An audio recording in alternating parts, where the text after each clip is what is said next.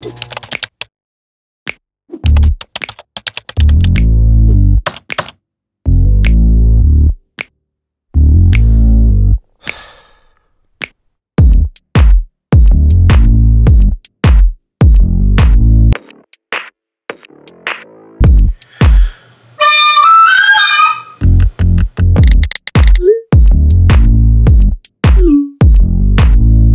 ouais, pas con.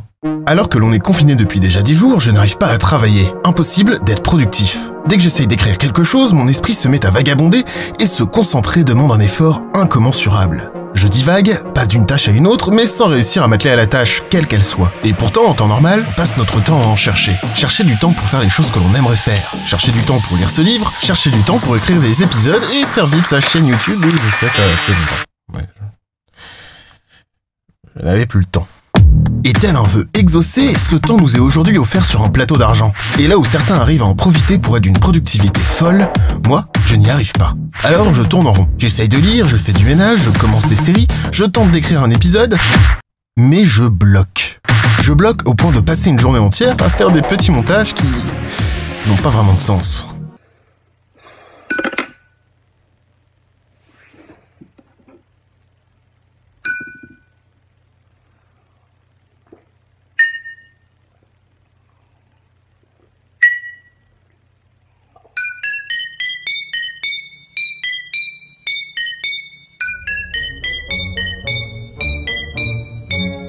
Bon, ok.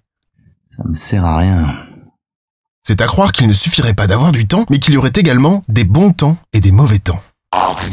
À la base, je voulais faire un épisode sur l'impact psychologique et social du confinement, mais à faire toutes mes recherches sur les études menées sur le sujet, je me suis rendu compte que c'était pas Jojo. À vrai dire, difficile d'annoncer quelque chose de positif sur le sujet, et je me suis dit qu'en ce moment, personne n'avait vraiment besoin d'un petit malin qui vient leur expliquer tous les méfaits du confinement. Bon, on en parle 2 minutes et après on passe à autre chose. Et afin de contrebalancer toutes les mauvaises nouvelles qui suivent, je vais essayer d'illustrer ça avec de jolies images qui donnent le sourire. Oh, c'est adorable. Bon, alors, qu'est-ce qu'on a ? D'abord, les Chinois ont profité de cette quarantaine sans précédent pour lancer une étude à grande échelle sur les effets du confinement. Il s'agit d'un questionnaire en ligne qui traite des troubles psychologiques pendant cette période et qui a récolté plus de 52 000 réponses. Alors, qu'est-ce qui ressort de cette étude ? Eh bien, 35% des répondants ont subi un stress psychologique modéré, 5% un stress sévère, les plus touchés sont les 18-30 ans et les plus de 60 ans, et les symptômes qui reviennent sont les attaques de panique, les troubles anxieux et la dépression. Le 26 février, The Lancet, une revue médicale britannique, a également publié une synthèse de 24 études menées sur le sujet lors d'autres périodes de confinement à travers une dizaine de pays, lors des épidémies de SRAS, d'Ebola ou encore de H1N1. Bon, heureusement, cette fois-ci, les symptômes qui se dégagent sont beaucoup plus optimistes. Troubles émotionnels, dépression, stress, mélancolie, irritabilité, insomnie, colère, stress post-traumatique, confusion, peur, insomnie... Ah j'ai déjà dit insomnie. Ouais. J'ai déjà dit. Bon, en réalité, ce qui est intéressant dans toute cette synthèse, ce sont les paramètres autour de ces symptômes. Car on ne va pas se mentir, il y a confinement et confinement.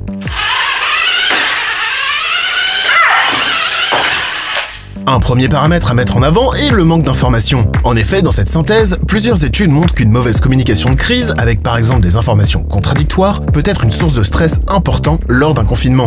Ne pas réellement savoir pourquoi on est confiné et combien de temps ça va durer.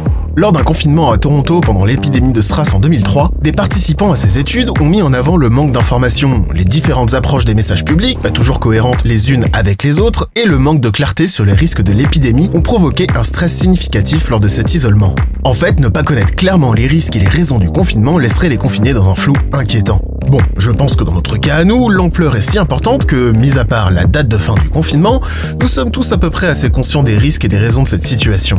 Nous sommes en guerre. Une autre source d'anxiété très importante, et ça semble assez évident, c'est le manque de provisions. Ne pas avoir accès aux ressources de base, de la nourriture, de l'eau, des vêtements ou du putain de PQ. Je veux juste un paquet. Non, toi de même. Également, lors d'études sur le confinement à Toronto pour le SRAS ou au Liberia pour Ebola par exemple, le manque d'accès aux ressources de base ont provoqué des symptômes importants chez les confinés. Et on peut aisément comprendre que lors d'une telle crise, le manque d'approvisionnement en ressources vitales peut provoquer un stress important qui peut facilement laisser des traces. Il n'y a qu'à voir les rayons de nos magasins se vider alors que le message a été clair dès le début. Nous ne manquerons de rien. Alors dans notre cas, c'est une chance folle que l'on ne soit pas rationné et que l'on ait accès à tout. Un autre facteur que relèvent la plupart des études citées dans l'article et celui auquel on est sûrement le plus confronté, c'est l'ennui. Du jour au lendemain, on perd notre routine quotidienne. Bye bye le métro, boulot, petit verre en terrasse, Netflix dodo. On perd la plupart de nos contacts sociaux avec le monde extérieur, ce qui a tendance à provoquer un isolement et un ennui qui peuvent être particulièrement pénibles pour les confinés. L'ennui, qu'est-ce que c'est ? En 2012, John Eastwood, un chercheur en psychologie et son équipe d'Ontario ont mené des études pour tenter de trouver une définition de l'ennui. En explorant la psychologie et les neurosciences, il définit l'ennui comme un état d'aversion consistant à vouloir, mais à ne pas pouvoir, s'engager dans une activité satisfaisante, ce qui crée une rupture dans les réseaux d'attention de notre caboche. Pour Eastwood, on s'ennuie lorsque l'on a du mal à être attentif, qu'on le sait, et que l'on pense notre environnement comme étant responsable de cet état. Qu'est-ce que c'est faire? C'est pas quoi faire. Qu'est-ce que c'est faire? Mais d'après la science, cet état d'ennui peut avoir du bon. Il y a pas mal d'études sur le sujet que vous trouverez en description. En 2014, Sandy Mann et Rebecca Cadman ont tenté quelques expériences sur la créativité et l'ennui. Elles ont réuni 80 participants divisés en deux groupes, les ennuyés et les créatifs. Aux deux groupes, elles ont demandé une tâche qui nécessite de la créativité. En 3 minutes, les participants devaient lister le plus de façons possibles d'utiliser des gobelets de manière créative.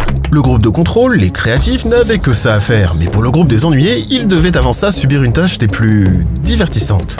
Recopier des numéros de téléphone pendant 15 minutes. Et sans vraiment de surprise, les ennuyés ont trouvé plus d'utilisation que les créatifs et leurs utilisations étaient plus originales. Alors c'est bien connu, l'ennui est source de créativité. Musiciens, écrivains et autres troubadours ont toujours vanté les mérites de l'ennui dans leurs activités. Le problème, c'est que tous les travaux ne sont pas créatifs, et que la créativité demande malgré tout un certain état d'esprit positif, ce qui n'est pas forcément l'ambiance qui règne lors d'un confinement de la moitié de l'humanité. Car même lorsque l'ennui nous rend créatifs, cette créativité est une fuite de l'ennui. Cet état est difficilement supportable, au point que l'on peut être prêt à tout pour y échapper. En 2014, Timothy Wilson, un chercheur en psychologie sociale, a tenté une expérience. Les participants étaient laissés seuls dans une pièce et devaient ne rien faire, juste penser pendant 15 minutes. Ils devaient ensuite noter l'expérience, et la moitié ont défini l'expérience comme étant pénible ou désagréable, avec de très forts niveaux d'ennui.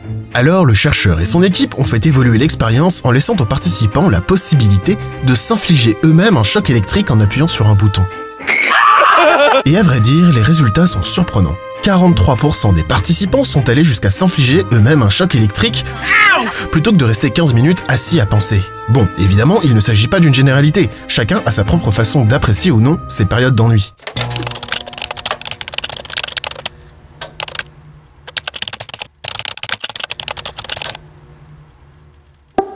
Le problème, selon le philosophe Blaise Pascal, c'est que l'ennui mène à la réflexion. Qui ne s'est jamais retrouvé seul avec ses pensées en se posant des questions parfois angoissantes? Qui suis-je vraiment? Quel est le sens de mon existence? Quel est le sens de l'existence? Des réflexions sur notre quotidien d'humain faible et mortel qui conduit à l'angoisse et au spleen. Alors, pour Pascal, l'humain ne peut pas être heureux dans le repos. Et c'est en partant de cette réflexion qu'il développe le concept de divertissement pascalien. Si aujourd'hui nous entendons par divertissement des distractions récréatives, Pascal le définit comme tout ce qui nous permet de nous détourner de l'essentiel, dans le sens de l'essence de la condition humaine, sa finitude. Alors, tout ce qui n'est pas une réflexion sur notre condition est du divertissement. Autant un jeu vidéo que 10 ans d'études scientifiques, autant un film au cinéma que d'éplucher des patates, autant un verre entre amis que de s'administrer soi-même des chocs électriques.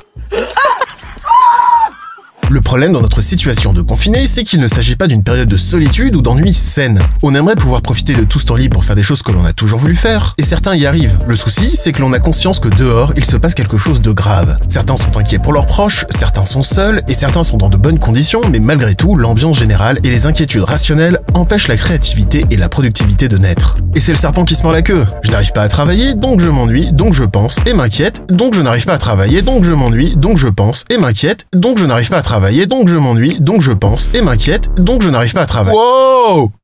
Associé à l'ambiance générale, s'additionne une certaine forme de culpabilité. J'ai tout le temps que je veux et pourtant je n'arrive pas à être productif. Donc, je gâche ce temps. Si ce raisonnement n'a rien de sain, il pose des questions sur une société de l'hyperproductivité, où l'ennui n'est pas bien vu. Il faut créer, profiter, s'amuser, travailler, mais ne surtout pas ne rien faire. Un consumérisme du temps qui pousse à la culpabilisation et cherche à tuer l'ennui. Oh bah c'est joyeux tout ça, tiens.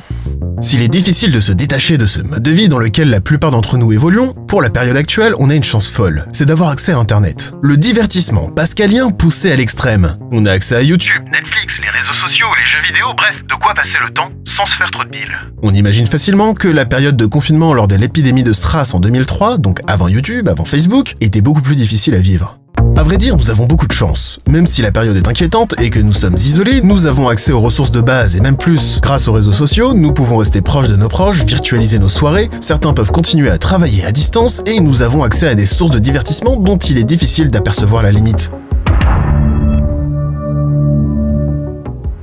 Pour ceux qui, malgré tout, vivent cette période très mal, qui sont déjà sensibles psychologiquement, gardez le contact avec vos proches et sachez qu'il existe des numéros pour vous aider. Des gens habilités à vous offrir des conseils, une oreille ou de l'aide pour aller au-delà de cette période chelou. Je sais que parmi vous, il y en a qui travaillent de près ou de loin dans les domaines médicaux, qui sont en première ligne, qui subissent un stress quasi inhumain, qui se battent sans compter. J'applaudis votre résilience, je suis admiratif de votre courage et j'espère que de cette épreuve sortira pour vous quelque chose de positif. À notre petite échelle, même si je sais que vous avez entendu ce message 100 fois, on peut essayer de leur faciliter la tâche en restant chez soi le plus possible. C'est un sacrifice mais qui est minime. Dans quelques mois, quand ce sera terminé, nous repartirons tous profiter des terrasses ensoleillées. En attendant, chaque sortie est un risque, malgré toutes les précautions que l'on peut prendre. Alors, limitons au maximum ces risques. Et puis, vous savez quoi ? Pornhub Premium est gratuit. Attends, quoi ?